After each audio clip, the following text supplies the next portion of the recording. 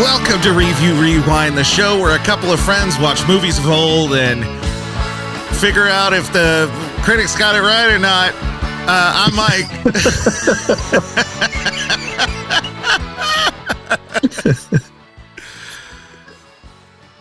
And I'm Tristan. Oh, yeah, I'm Tristan. And this week we're not talking about anything because I didn't have my script up, and that's exactly what I realized. I was like, oh my gosh, we're shooting from the hip, and figuring I it shot out my as we foot. go. Oh man, how you doing, Tristan? I'm doing all right. I'm trying not to get sick. There's a bunch of sickness going around right now, and everybody's got it, but not this guy. Nah, I don't either. This is a season where I really haven't gotten that sick. Though I will say my allergies have been up and down. We've had a couple. It was like really cold, and now it's just like kind of cold, but also has a lot of warm air getting blown in. Yeah, I've had like flowers in my front yard, or not front yard, but like little garden area starting to bloom again, and it's like, guys, no. It's not even winter yet. What are you Settle doing? down. Well, by the time this comes out, it'll be winter. Yeah, that's true. And to you audience members, happy Hanukkah, happy Kwanzaa, Merry Christmas, and possibly Happy New Year. I think this will come out before New Year's. Yep. Yeah. Yep. Yep. Yeah, Right before my birthday. Really dating ourselves on when we're recording this, aren't we? Oh yeah. Happy Thanksgiving, everybody. Happy Thanksgiving. You can go to Amazon.com, get your favorite thing, put in code Review Rewind Easter Sale now. If only it were true. Yeah. Hey, we got time to figure it out. We got time. Anyway, so after the holiday season, we wanted to give an opportunity to just kind of have a little break episode. We've been doing a lot of movies since Tristan joined the podcast. Oh my gosh, we've had let's see if I can figure it out quickly. Oh no, wait. I couldn't figure it out quickly. My first show, I believe, was 25 episodes. 25. We've done 25? No, wait. By the time this one comes out, it'll be 27. We've done over 25? Yeah. Wow. I didn't realize I didn't realize I had done that many with you. Yeah. Cool. We are in a committed relationship at this point. So we never got a chance to do it. Half of those were Mission Impossible, let's be honest. Yeah. Yeah. Anyway, go ahead. No one was jumping on a couch. That's a solid Tom Cruise reference. So we never had a chance to kind of break down. You know, this podcast started with me and Krista, and it was kind of self-explanatory, but I don't know if I ever took a moment to kind of answer some of the basic movie questions and really figure out, like, why do I love movies so much? Why do we do this podcast? Because yeah, we can go watch something and then judge. This podcast did come a little bit petty, as I hate movie reviewers. Maybe not hate them as people, but I hate them in that they get paid to be oftentimes the dumbest people in the world. Yeah. And I think, one, that comes across because my brain is weird, but then two, I just really, really love movies. Really, really love movies. So I thought Tristan and I could kind of go through some stuff and inform you, the audience. And you know what? When this comes out, put a comment. Tell us, answer some of these questions for us. We'd love to hear from you. You can go ahead and text, don't text this, 321. I really should have prepped better for this. Yeah. Anyway, I think this is a good question for anyone. Like, if you want to get to know someone, I feel like this question is really good. It can either answer a lot for people or beg more questions. Oh boy. Who is your favorite person to see naked on screen? No. Hugh Jackman. I mean,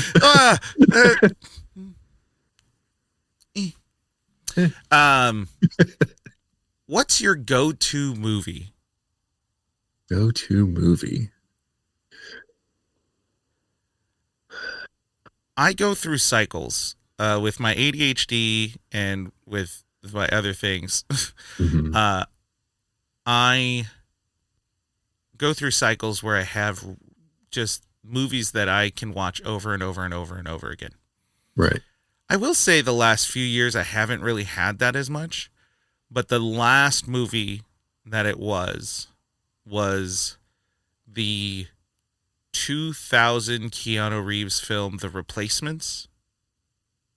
Is that the football one? The football one. Okay.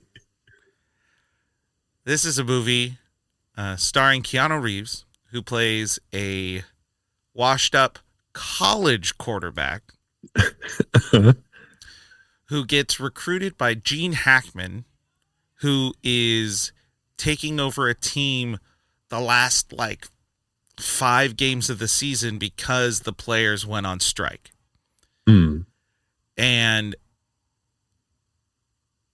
I support workers' rights. I support people getting paid, but they make a point of making these players, the ones on strike, the worst people in the world.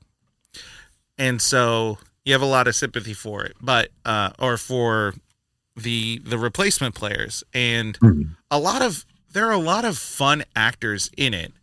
Keanu Reeves, of course. Gene Hackman. I know it's not the first movie I ever saw with Gene Hackman in it or paid attention to. I think Gene Hackman is one of the best actors out there. But it really caught me off guard how fun he was, kind of. Like, he just seemed like a grandpa. Even though that's not what his role. Right. He wasn't supposed to be that. Mm-hmm. Brooke Langton played the love interest. Orlando Jones, who was fantastic in it. Faison Love, Jon Favreau, David Denman. Do you know who that is? I bet if you saw a picture, you would be like, yeah, no, I don't know him by name, and then his current picture on IMDb was like, who's that? But then I saw another picture of him. I was like, oh wait, the beard guy. What do you know him from? I don't know. I just recognize him. He's Pam's fiance or whatever from The Office. Yes. That's who he is. I never pronounced this guy's last name right, but Rhys Ifans. He played this is such a terrible pull. He played the lizard in The Amazing Spider-Man, the Andrew Garfield one.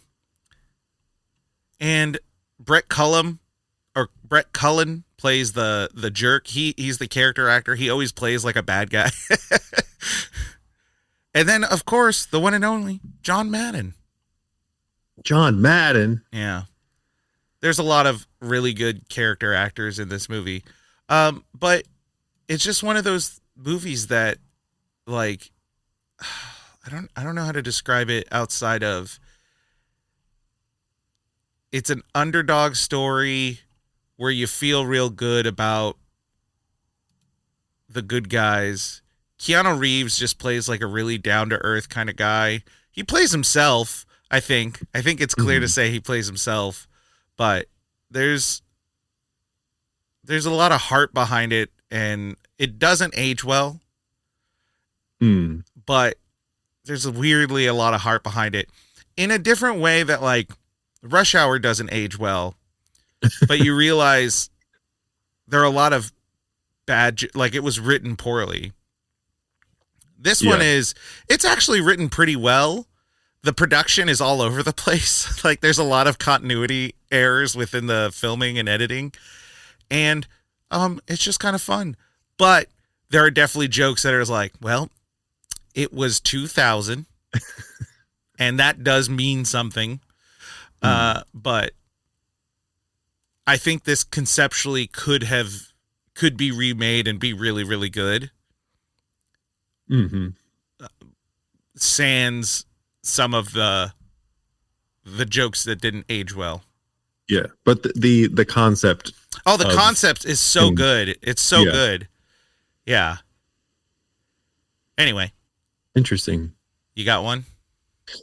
Yeah, I mean, it kind of just depends on a couple things. I don't know if I've ever had one movie that was my, like, I watched this on repeat.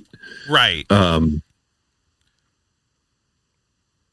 I'll go through like phases. Yeah. Like no. That's I accept that is a crazy person thing. But I think if there's one movie that I will like every once in a while, I just have the thought of like, I need to watch this movie again. It's kind of a weird poll because I don't think a lot of people liked it as much. But The Secret Life of Walter Mitty. Oh, with Ben Stiller. Did you ever watch that? No. Look out 2025. Here we come. It is it's a remake. I've never seen the original one. Oh. But it is a beautiful film. The idea is that he works as like the photo developer at Life magazine. And it's the last issue of the physical Life magazine, and they're moving to a digital thing. And so it's like they're looking for, they lose the negative for what is going to be the cover. And so then he has to go find the photographer who's off somewhere in the world and is hard to get a hold of because he doesn't have a phone or anything. And so then he uses like all these clues to kind of track down where the guy has been. And he uses the other negatives to kind of be like, oh, this is a boat. The boat has this language on it. He was in Iceland. And like, so it's kind of a fun, like, treasure hunt in some ways.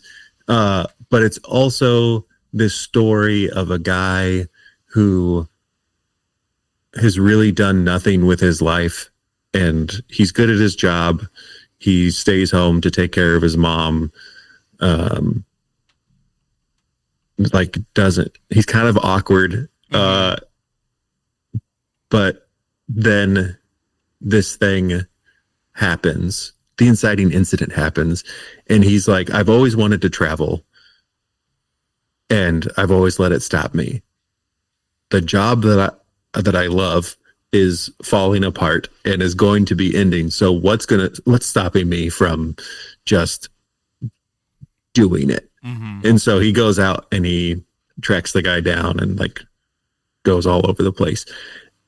And it's a really fun, like, adventure.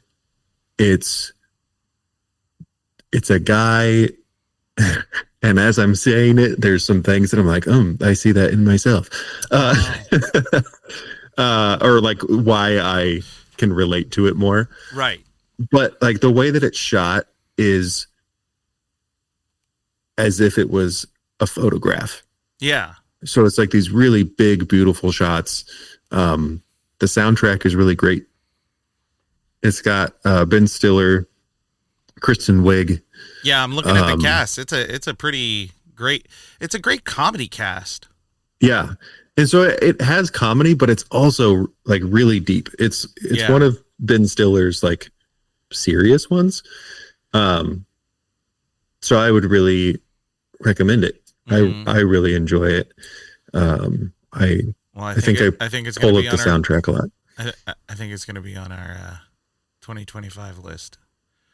Because there was something else. There was something else that brought up this movie, and now I can't remember what it was. But it really put to. Oh, it was TikTok. Of course.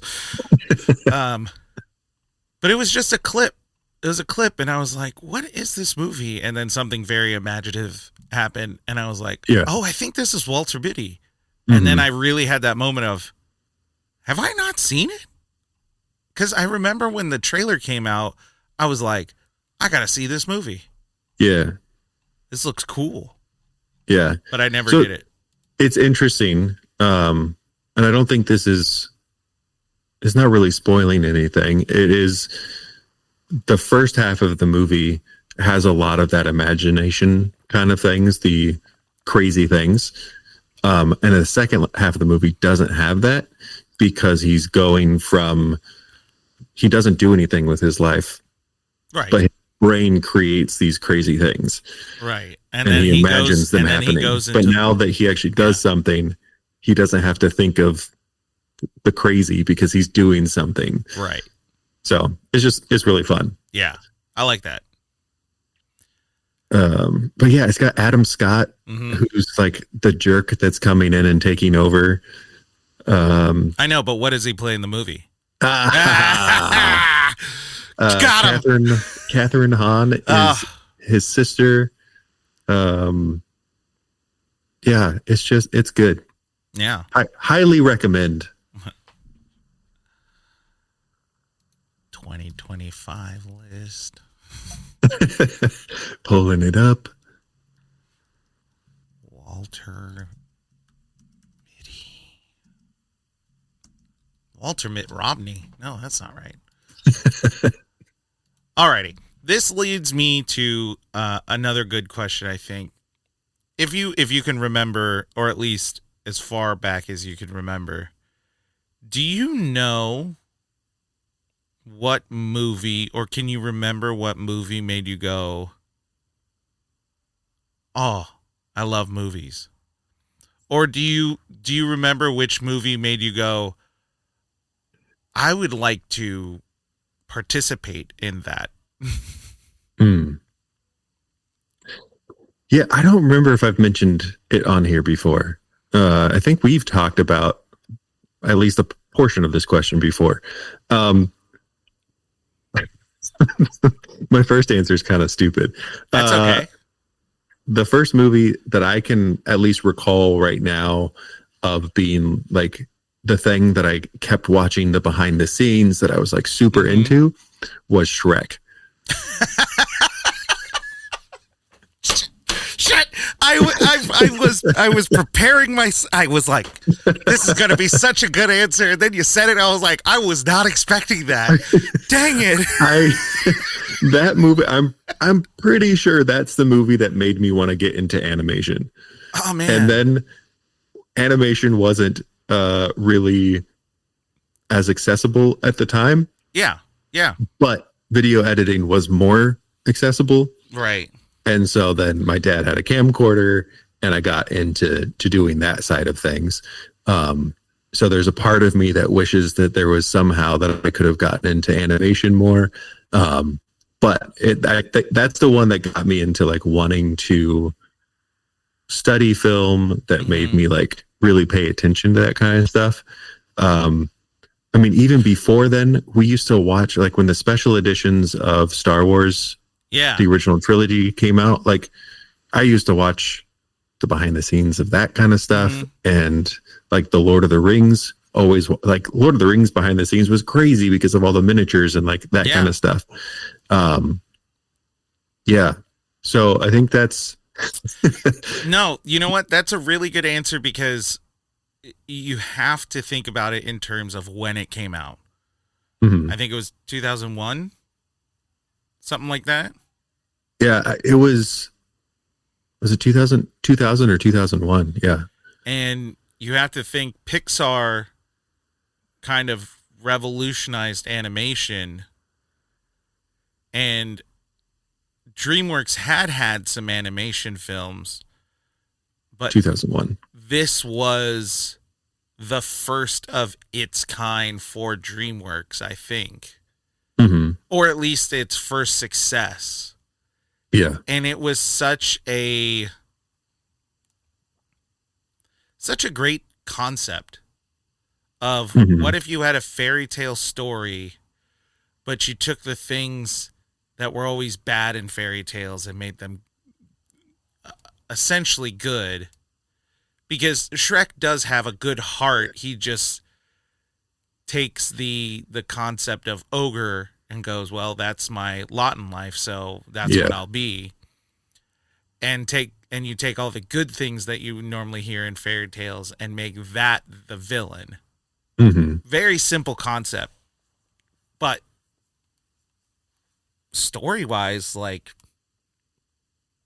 can't really think of a successful film that went down that path. Hmm. You know, people take fairy tales and make it dark, but what if you just completely flipped it on its head? And that's what Shrek is. Yeah. And it's great. That was one of my favorite movies forever. Yeah. And it was really in the prime of Mike Myers' career.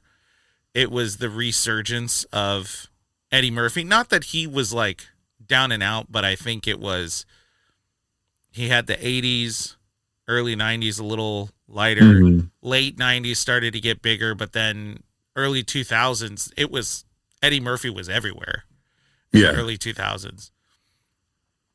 And Yeah, that's when he was doing like Dr. Dolittle and yeah, Dr. like- Dolittle, Nutty Professor.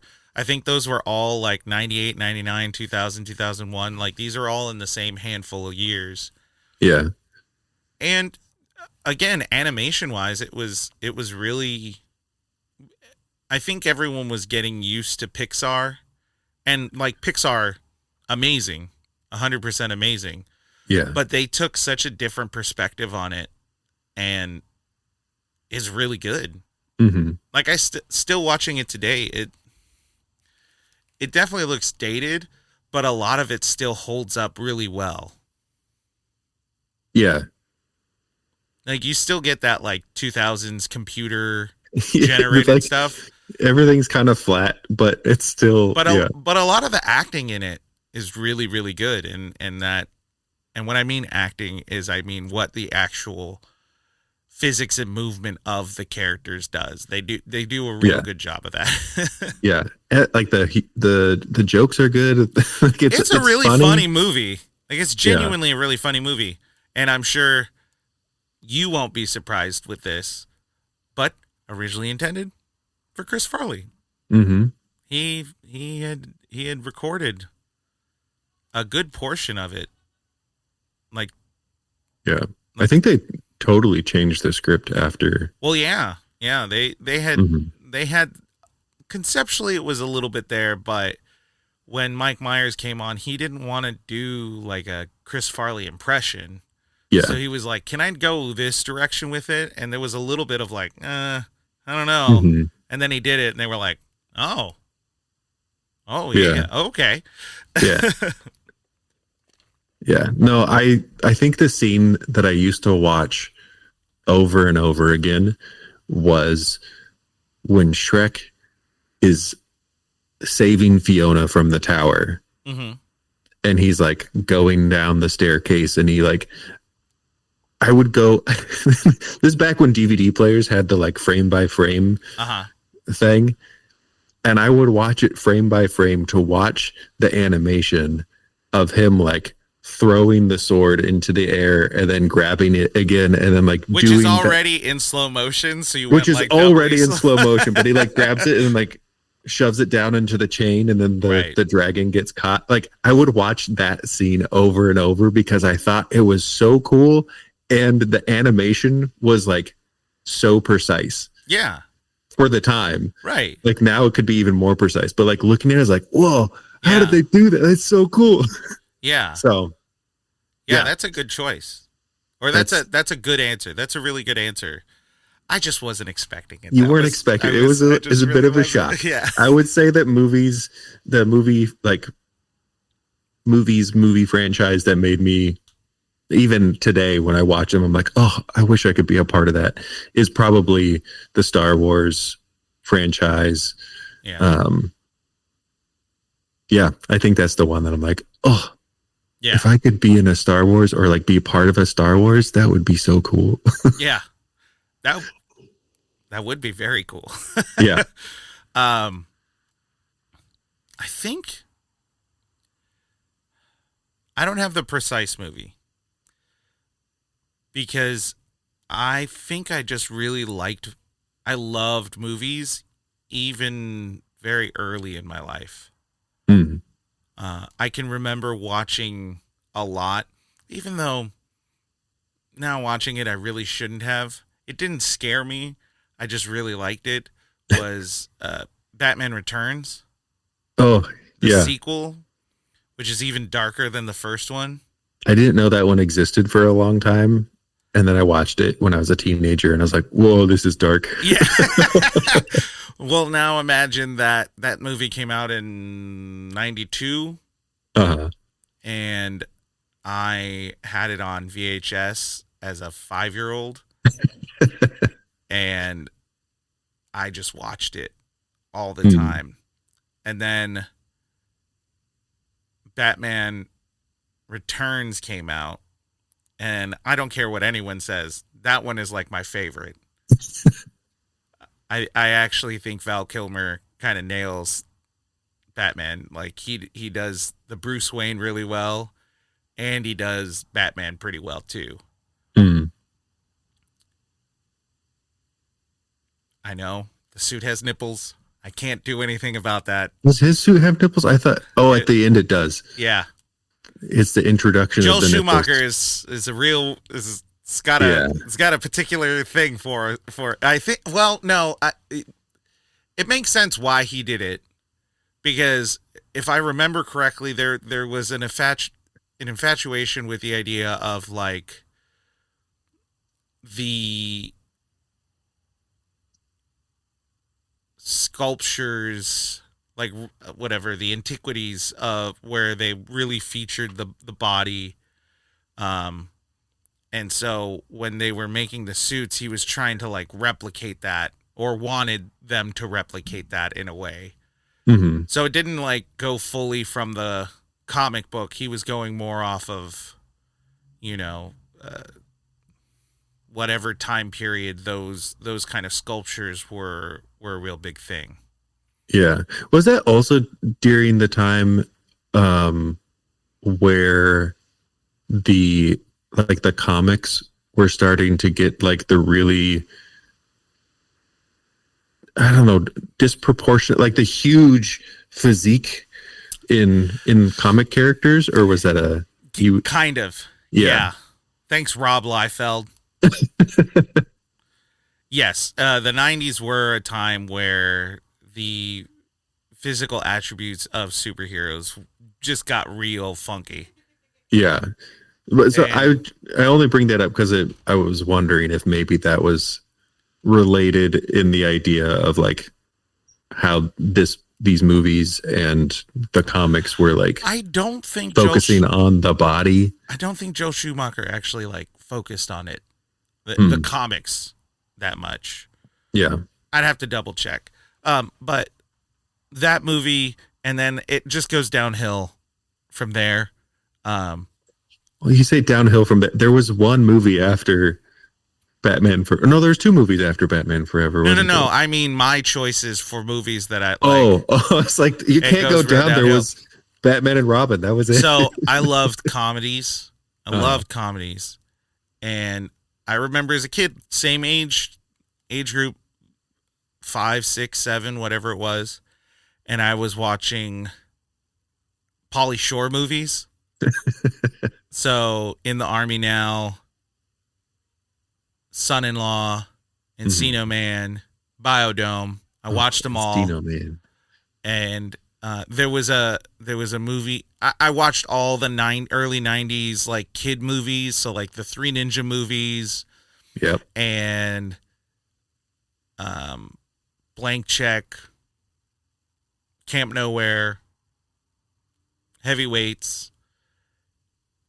And then, Chris Farley really like went into the scene, and so we had Tommy Boy, and that one's still my favorite movie. Tommy Boy's still my favorite movie of all time.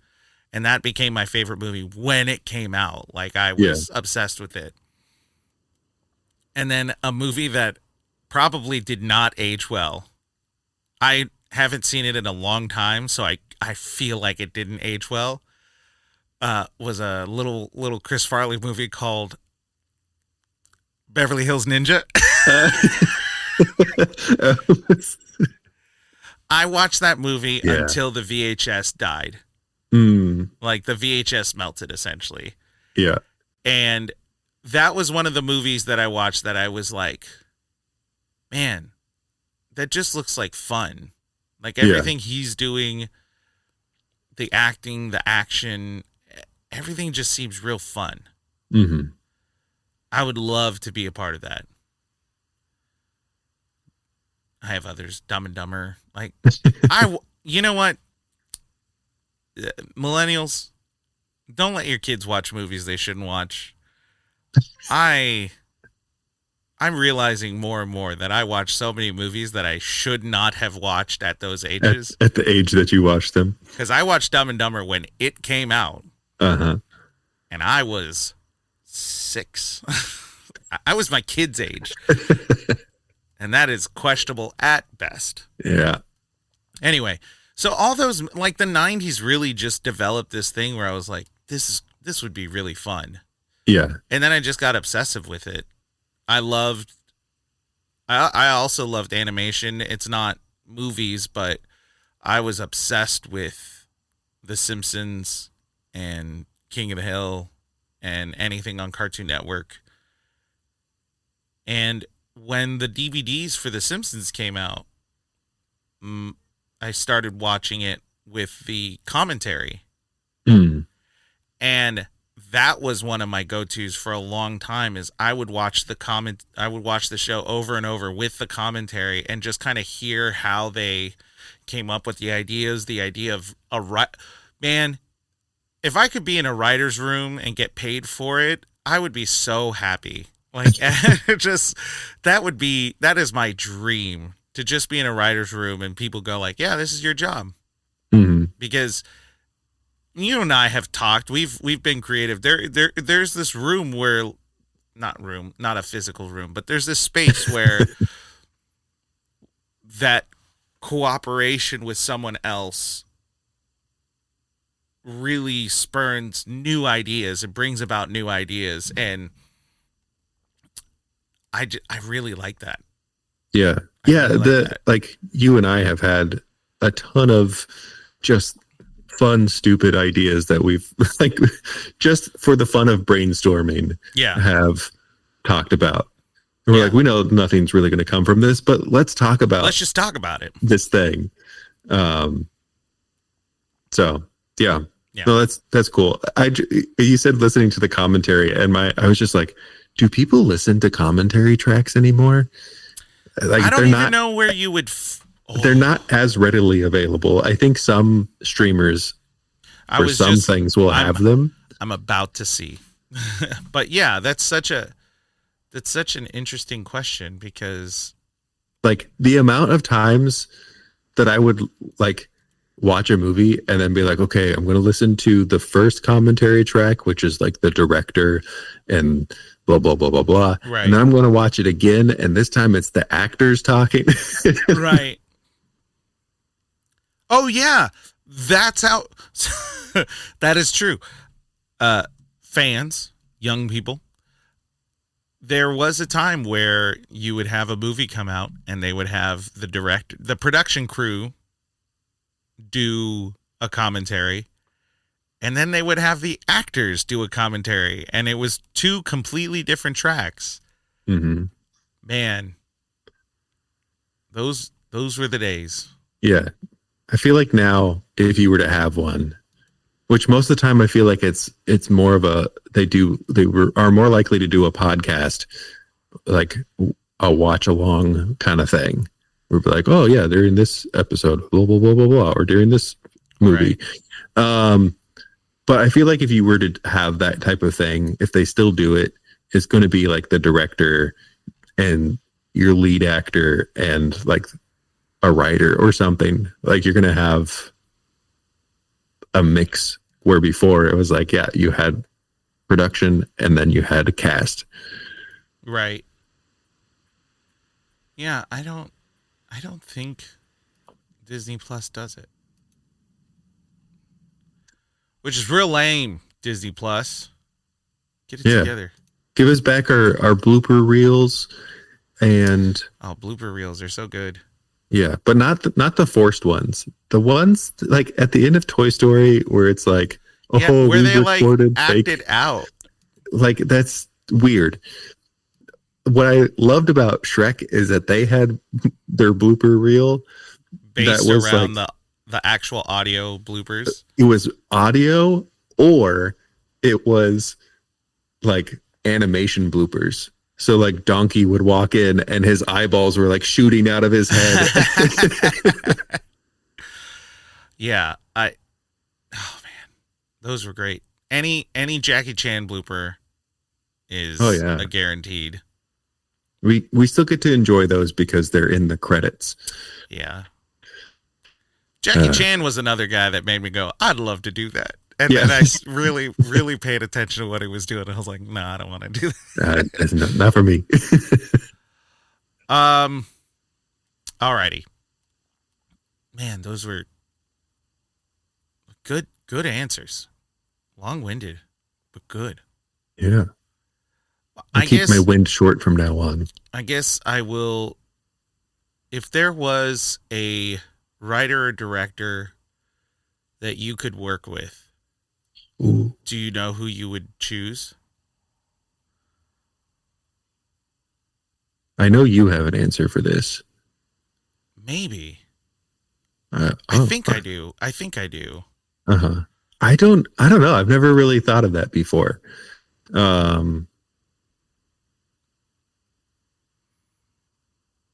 I know that if I were to work with like a composer, I'd want to work with either Hans Zimmer or John Williams would probably be my top two. And then probably right after that is Michael Stranahan.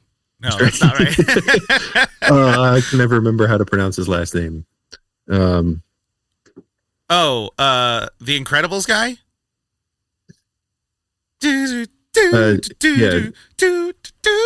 Giacchino? Yeah, Giacchino. Yeah. Giacchino. Which I guess he's done a lot he more has done like Pixar and Disney stuff. A lot. But like he's good too. If I had to do so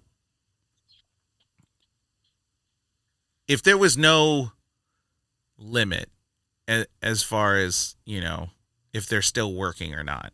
Mm-hmm. John Williams, of course. Yeah. But it would also depend on what you're doing. Mm-hmm. Giacchino's a real good choice. I also think Danny Elfman, I would want to say Danny Elfman because I think he could do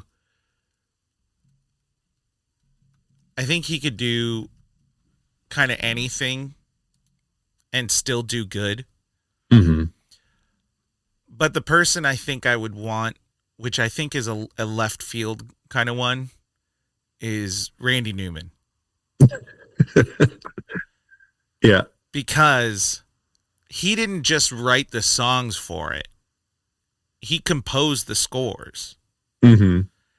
And if you listen to Toy Story and if you listen to Bug's Life and Monsters, Inc. and all that stuff, it has so much range. There's the jazziness to it. He also has a good idea of like, I don't want to say rock, but kind of the faster tempo stuff, the more straightaway kind of music. But also his songs are really good. And I would just love to do like a traveling montage and be like, we're going across the USA. It'd just be fun to have his voice there. As a big Dodgers fan, whenever they win, they play I Love LA, which was one of his big songs in the 80s. And it's just funny listening it's funny listening to any of his songs because you're like, he's a really good writer. He really is. He writes really good music. Mm-hmm. I don't know what the hell he's talking about half the time. he definitely has like, he has the Short People song that you're just like, what is going on? And then you have to really go like, he's very quirky. Like he's very tongue in cheek. So he's doing it as a joke, but yeah, I think if you listen to it without that in mind, you're like, this guy is out of his mind. Yeah. If I was to do a writer,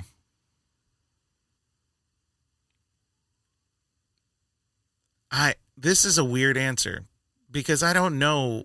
I don't even really watch all of his stuff. And I think we've talked about him before. But Seth MacFarlane, he just, when I see him in interviews, he just has he's a very smart guy. He has a very creative mindset. And I feel like being able to throw ideas off of him going that back and forward would be really fun and productive because he just seems like he has that kind of mindset in a lot of it. Mm-hmm. I do think it would have to be very specific to kind of where he's kind of going. But yeah, I feel like he would be a real interesting person to work with. Interesting. I wasn't expecting that. Yeah, I wasn't either. But when I asked it, I was like, who would it be? Because I have people like Josh Weinstein and Bill Oakley who are writing partners. They wrote for The Simpsons and they have their own shows that they did. And they are some of the funniest guys, funniest writers. Like, they're genuinely very funny. But they work together, Yeah. They kind of put themselves together.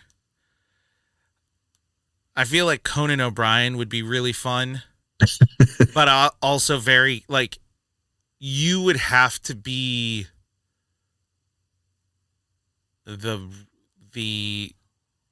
you'd have to be the straight man in all of it. Right. Because he just has so much energy and he's trying to just be funny all the time as a natural thing. Like, it's the thing that makes him so charming and fun. Mm-hmm. But if you don't have that opposite personality to kind of like write everything down. Yeah. There was, I don't know why I thought of this. There's a podcast. I believe it's called, is it Off Script or something? Where it is people who do improv musical.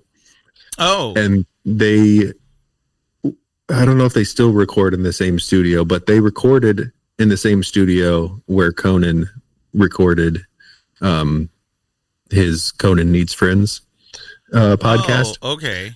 And there was one episode where he just he walks in and joins their podcast, and they're like, "Oh, hey Conan," and they're like, "Okay, so this is what we're doing. Do you want to be a part of it?" And he's like, sure. Yeah. I don't remember if they invited him or if he just how it happened, but he just ended up being like in the second half of their episode. And I was like, that's pretty great. Is that what it's called in this series? No. I keep getting the Telegraphs something or other. It's not off script. It's off something. Off something is not as catchy.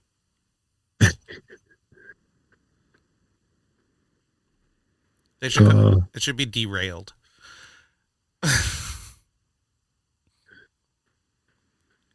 This is riveting. Yeah, I know it is riveting. The silence as we look it up. Off book. Off the book. improv That musical. makes sense. Yeah, There we go. that's great. Yeah. Do you Anyway, have, do you have that a was- person though? There was some riveting content that I we just know. had there. I'm not going to cut it either. Do I have?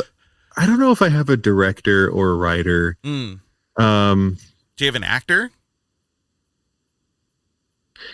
Okay, so the problem that I'm having Ooh. is that I think I'll think of someone and be like, oh, I like what they've done. I'd like to work with them. But then I think about like, yeah, but sometimes like they're not necessarily a bad person, but they do weird things. And I'm like, I don't know if I want to work with that. Right. And so, and I think that's the problem with most of a lot of people is like, oh, but you're kind of weird. Yeah. So I don't know. I think I'd have to sit on that a little bit longer. But that would be a lot of I dead did think air. of an actor though. Huh? I did think of an actor or Okay. actors. Go for it. I would do either Pedro Pascal Oh yeah. or Oscar Isaacs, Uh-huh. and it How about both? no, no, because then I wouldn't fit in the story. Oh right. And it would be we found out that we were long lost brothers Oh yeah. because he's not that much older than me. But it would just be very funny because both of them are very fit, handsome men, Yeah. and I'm all right, but I'm not fit. And it would just be it would be a classic buddy comedy. Mm. It would be a very Chris Farley, David Spade kind of thing. Yeah. But both Pedro and Oscar have such depth in their acting. Like Pedro can be very serious, Yeah. but also very funny. Yeah. I mean, he just did Gladiator, and then 2 years ago he did that movie with Nick Cage where he played the off-hinge Yeah. person. Yeah. So Those are good picks. I do judge him for Wonder Woman though. Yeah. I judge everyone for Wonder Woman 84 though. Yeah, that one That was movie a choice. sucked. That does lead me to my last question. All right. It could be a couple, whatever. What movie do you just friggin' hate? Oh no. Wonder Woman 84 is on the one of the top on my Okay. list because I went into it going, I'm gonna give this a chance. Everyone has said that this is bad. I'm gonna be positive. I'm gonna be Mike the positive. I am an optimistic person. I am very positive. Uh-huh. And we finished that movie and I was like, this movie sucked. Yeah, it was pretty bad. Because I was like, did Wonder Woman, did she commit a crime with that man that was possessed by Chris Pine? Because that man had no clue what was happening to, like, he wasn't, but there was so many questions Yeah. that they could have it was magic. Just make Chris Pine have a body. Yeah. Just manifest a body. Don't let There's- him possess someone and then do things with the possessed body. There's a lot of questionable choices. Well, since we're on the bashing DC, the first Suicide Squad movie was pretty horrendous. Yeah, I still try to give that one a chance, but I know it's bad. Like I know it's bad. The thing that annoys me about it is that there are at least 3 points in the movie that could have been this is the beginning of the movie. It like Oh. starts over multiple times, and it's so annoying. And it's I might force you to watch it because I want you to explain that more in depth. oh, it is. I don't think I've ever noticed that, and now I would want to do notice it. I watched the movie and like instantly was like, let me at the let me at the editing so that I can re-edit this, because I think there is a decent movie that is salvageable in there, but the way that it was edited Really, like totally killed mucks it. I don't up, think yeah. it would ever be a good movie, but I think it could be better Yeah, if the editing was done agreed. better. Agreed fully. I think that I if I remember correctly, the studio that edited it normally does trailers. And that's Well, part of so why the editing Warner is Brothers so didn't weird. even edit it. That's my understanding, is that it was sent off to Just some third party editing company. an editing house, yeah, and they would have, but they normally only do trailers, and somehow they ended up editing this, but that's why it's like has weird pacing, and like the music choices are choices, but there's some things. So yeah, I guess if you want to hear deeper thoughts on it and make me watch it again, Yeah, Oh, I do. I guess I'll do it. I will say James Gunn's The Suicide Squad, a lot better. Oh yeah, that one was good. That one was fun. Yeah, A little dark, but very fun. yeah. Staying on the DC kick. I'm gonna piss a lot of Yeah. incels off. Real quick, we're coming full circle because we started with you being like, I love the Batman movies. Right. And now Speaking we're of Batman, the Joker, I hate that movie. I hate it. I have hate not it. watched that one. We might. I have heard the only thing that I've heard about it, well, not the only thing, but like the main thing that I've heard about it that has stuck with me is that like from the cinematography perspective, it's really well done. Like there's a lot of choices that are made. I will give credit where credit is due. Watching that movie, like you do watch it and you're like, this is a film. Mhm. Visually, it is very much a film. Yeah. Like there's choices of going from like a certain color of light to a different color of light that represents certain things that are happening. And it's like, yeah. I don't know if I missed the bus on it or if what I hate is the people who like really love it or their commentary on it. Yeah. No hate to them, but the commentary they bring about it, because I feel like a lot of people miss the point of the movie Mhm. and they love the point that they missed. Right. And I do think that maybe the movie is It's like there's people who love American Psycho for all the wrong reasons. Oh yeah. Yeah, it's kind of like that. Yeah. I'd be willing to give it another chance with trying to like even escape that from myself. Mm-hmm. But that is holding strong right now. Mm. And I don't know if I have too many other films that I like. Just the remake of Red Dawn, maybe. Chris Yeah, Hemsworth. I feel like there are not very many movies that I hate. Yeah, There are obviously movies I'm like, I won't watch there that are bad again. movies, Um, but there was like, I remember I saw that when it came out on my birthday with my friend, mhm. and no, maybe it was Christmas. We watched it on a holiday, and I remember we got out and we were like, whoa, yeah, whoa. And then we got to the car and I was like, I hate this movie, don't I? He's like, yeah, I don't think I like it either. And yeah, it was just one of those, like, it took me a minute to process it. It was like, I think I hate this movie. Yeah, after you get off the high of like, oh, that was fun, and then you're like, wait a second. Like Rise of Skywalker, I think I said it in the podcast. The moment I came out of it, I was like, wow. Yeah. What a film. Yeah. What a movie. What a ride. And then the second time I saw it, about 15 minutes in, I was like, oh no, this sucks. This movie's bad. This is not a good movie. Yeah, they tricked us. They sure did. They tricked us with that one. Alrighty.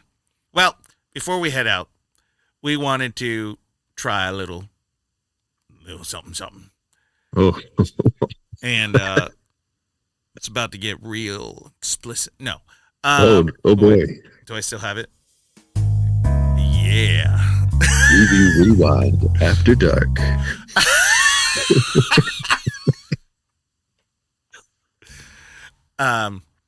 Tristan.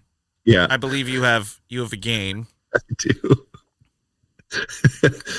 It's a great segue into this. Why don't you? I love it.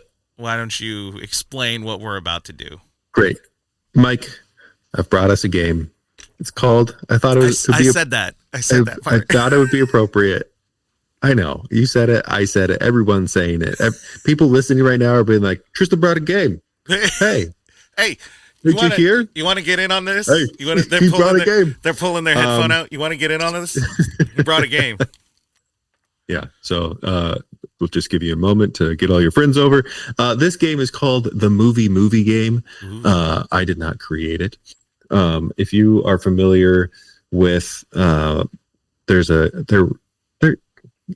still make stuff. The Valley Folk, a few years ago, they were making a lot of content. Then they just moved to doing like podcast kind of stuff. But if you're familiar with Joe Beretta, he was like kind of old YouTube, maybe pre-YouTube. But he's been around for a while. And he is. Did you look him up and now you know who he is? Are you serious? Yeah. Oh my God.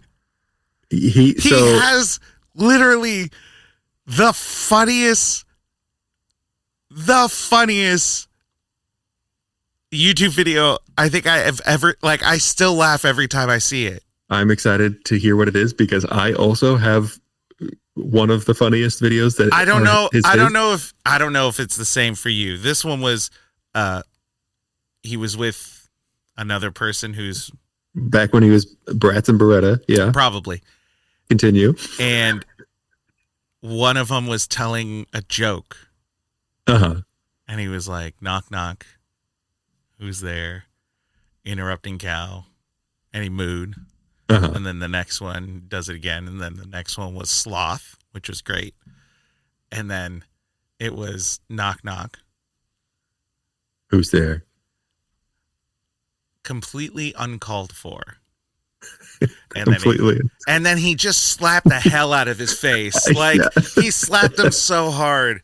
And I slapped so many people in high school because of that video. Because of that. Yeah. So Bratz and Beretta is how I first learned about him. And this, I mean, when was that? That was... Man, you were about to put me in just the deepest rabbit hole after this because I am going to just watch all of them. one of my favorite of theirs, we can talk about it since we're talking about it. One of my favorite of theirs was the, have you heard the good word? And then the door keeps getting slammed in their face. And so every time there's a knock on the door, they open it and they're trying something new to like get their attention. There's so many good ones. There's like one that they put up a fan and one of them's pretending to get blown away. And they're like, don't get blown away. And then like, it's so stupid and it's so funny. But they do one that is it's tricky to rock a rhyme that's right on time. They do that. But they just open the door and one guy's holding the Bible and just being like,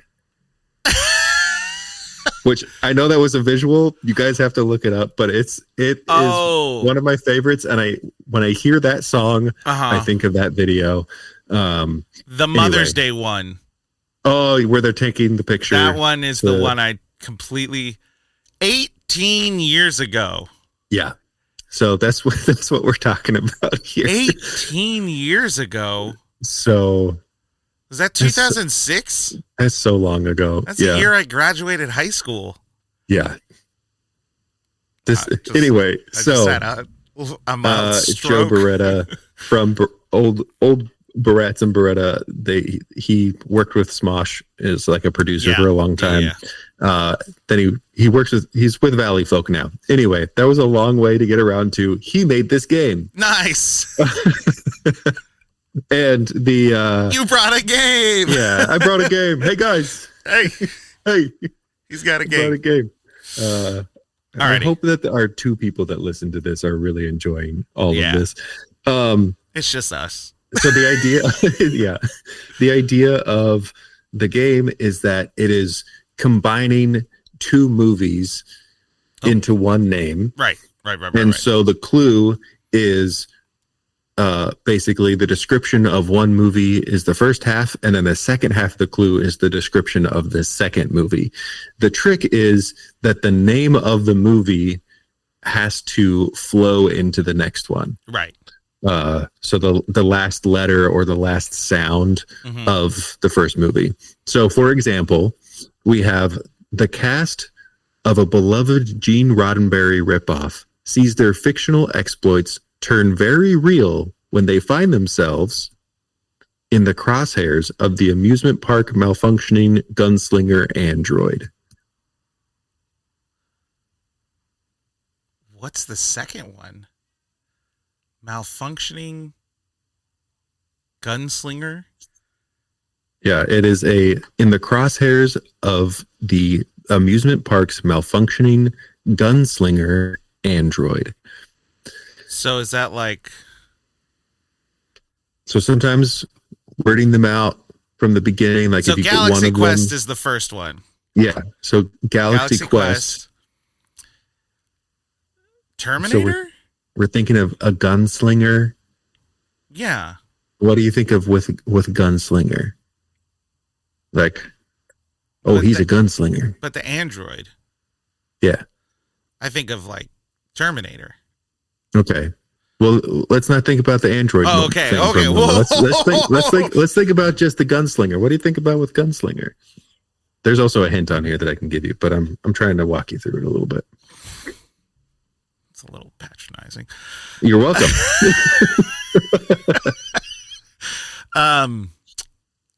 Gunslinger, man. I don't know. Where in history were there gunslingers? The Wild West? Oh. Yeah.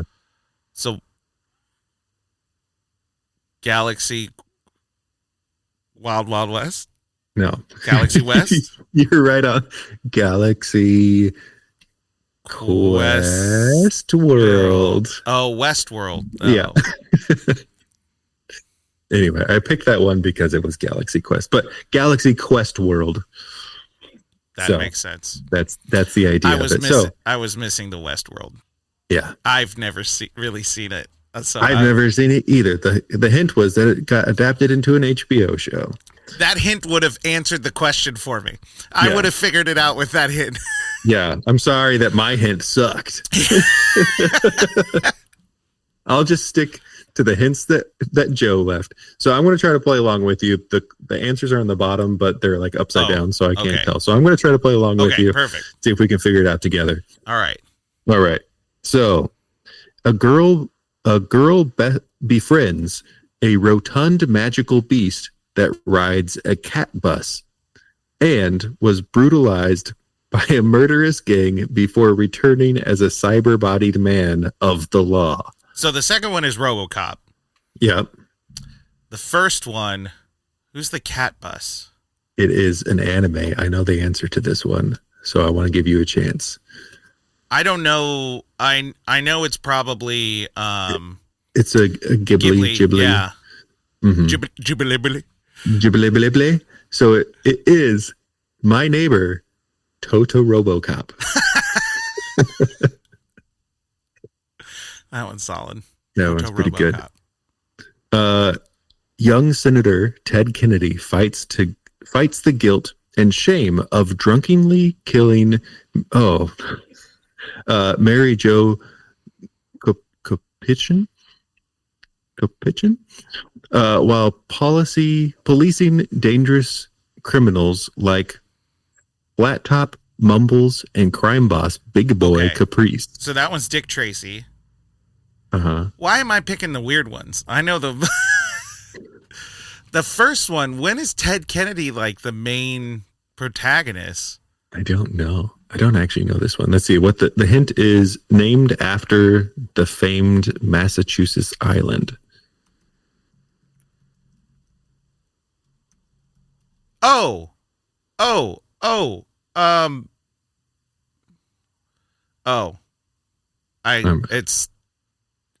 I get it.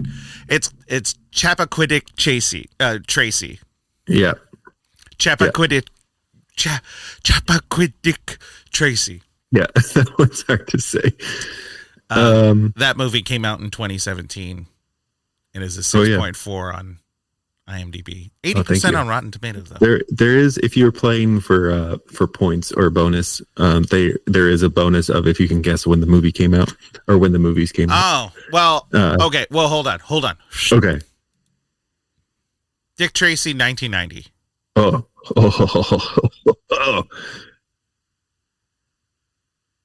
Spot on. Yeah. Oh. You want to try RoboCop or My Neighbor Totoro? RoboCop's tough because I feel like RoboCop 2 was late 80s. So I want to say 87? Yeah. Oh, whoa. You're good at this. Oh, that's very exciting. That library of useless facts really coming into play. I'm surprised, honestly. I don't know the Ghibli one.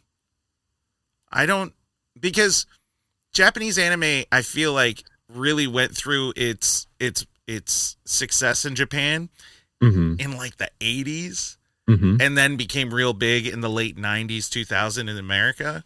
So was that one also the 80s? Early 80s or no? 88? Yeah. Hey. 88. All right. Alrighty. You ready? Yeah. Shall we keep going? Now I'm having fun. Okay. I just needed to feel like I accomplished something, you know? Yeah. All right. A plucky fowl tries his darndest to convince everyone that the sky is falling. Chicken Little. And that Satan's nervous son walks to Earth looking a bit like Billy Madison. Chicken Little Nicky. Yeah. And, oh, man. Okay. Chicken Little's like 2003? Is it 2003? I'm trying to think. I don't want to put it too late. I feel like it was 2004. Okay. Let's Little find Nicky out. was like 2004 or 5 as well. Oh, Chicken Little 2005. Oh, okay. Little Nicky 2000. Whoa. I've watched that movie a lot, but I didn't realize it was 2000. That feels way old. That's literally like 24 years old. No, I mean, Oh. actually, no, It's literally. That's for our UK based listener. All of you, all of one of you, I'm sure. I'm blanking. What did we just say? Oh, I have no idea. Little Nicky yeah, that one. 2000. Right. Oh, okay. The Waterboy was 98, so it happened Hmm. right after that. Well, there you go.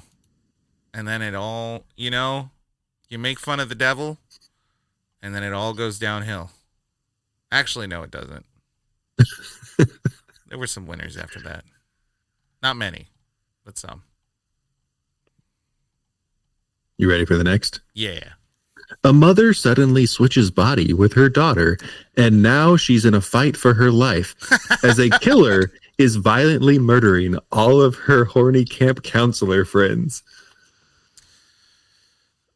Well, Freaky Friday the 13th. Yeah. That second clue could have been any. It could have been like 50 movies. Yeah. The first one, it's funny. That card is almost the concept of a movie that came out with what's his name? The guy from Wedding Crashers and Dodgeball. Why am I blanking on his name? Vince Vaughn. Vince Vaughn. Yeah. He something magic happens and he Freaky Fridays, but he's a serial killer and he Freaky Fridays into like a college age girl. Oh. So the girl is trying to prevent the murders, and now this guy has a very youthful body to kill people. Yeah. What movie? That sounds so familiar. Yeah, I saw some random thing for it, but I don't remember. I'm looking it up. Don't worry. All right. All right, years. What were our movies? Freaky Friday and Freaky Friday and Friday the 13th. I'm gonna guess Freaky Friday was 2005. Yeah, I don't know if it's the new one or the old one that it's referring to. Oh, If it's the old one, then I don't even 19. That was in the 70s, wasn't it? Something like that. 73. let's find out. Okay, 76 Oh, or what was the first date that you said? 2005. 2003. Oh, how Very about close. that? Oh, And Friday the 13th.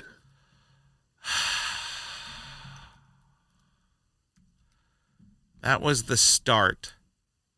That was the start, kind of the start of the like horror movie boom. Mm-hmm. But it had to have happened pre 80s. So I'm going to guess 79. It was 1980.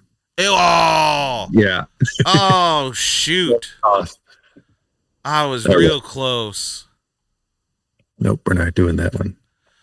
I reject that one. After the tragic death of his wife, a dad buys an animal prison. An animal prison complex to run with his kids. And an egomaniac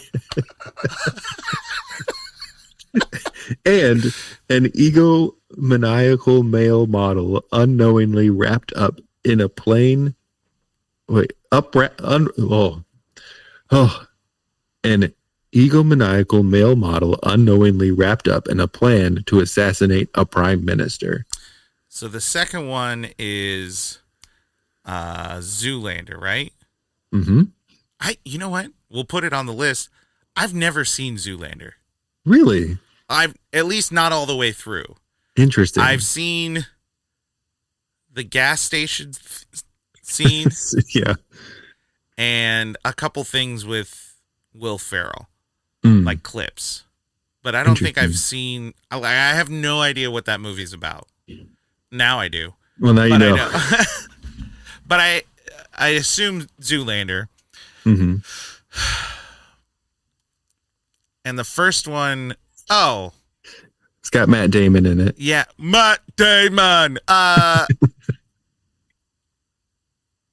What is the name? We bought a zoo? Is that Yeah. really just all it is? That's the name of it. We bought a Zoolander? Yeah. Why did they word it that way? It's so dumb. I don't know. An I think animal it's based prison. off of a book. I know, an but animal prison. prison. An animal prison complex. These woke cards. Okay. Gosh, we bought a zoo. I would assume if it's not a remake already, like 2013. 2011. Oh, that was close. And it's a coin flip Zoolander. I have to assume early 2000s, but exactly when? 3 or 2? Came out the same year as Shrek, 2001. Oh, wow. Okay. All right, how we doing? How we feeling? How we doing and how we feeling? I feel good. I feel good. Okay. One more. Let's do one more. All right. Lady Ice Witch goes into the unknown to learn a little bit more about herself and teams up with a former cop turned street racer, and things get a little overly quick and overly frenzied. Well, we know what one of those is. Yeah. But We know what both. I know what both of them are. I know what both of them are too, but I'm trying to figure out how they would word it because it's either Frozen and Furious, but that's not good. No. Fast and the Frozen? It goes into the unknown and things get overly quick and overly frenzied. Frozen, Too Fast, Too Furious. Got it. So they're going with the second one. Yeah. Sequels, baby. Well, Frozen 2 was 2018? Close. 19. 19. All right. Too Fast, Too Furious, I think like 2002. Maybe 3. 3. It was pretty close. Pretty close. I got a lot worse at that. Yeah. You were like really great. Now you're just off by like a year each time. I know general areas. Anyway. Well, that's that game. that's that game. I like that. I brought a game. We're going to have to bring that back. Hey, guys. Yeah. You brought a game. You brought a game, everybody. Alrighty. Well, Happy New Year to everyone. Happy New Year. Enjoy your holiday as much as you can. And we'll be back in 2025 with some fresh rewinds, you know? Oh. All right. I don't really have much to say. That was fun. Enjoy yourselves. We'll see you next time. And listeners, remember to review those rewinds. And why did I say we'll see you next time first? Freaking idiot. We'll see you next time, and we'll see you next time. He brought a game.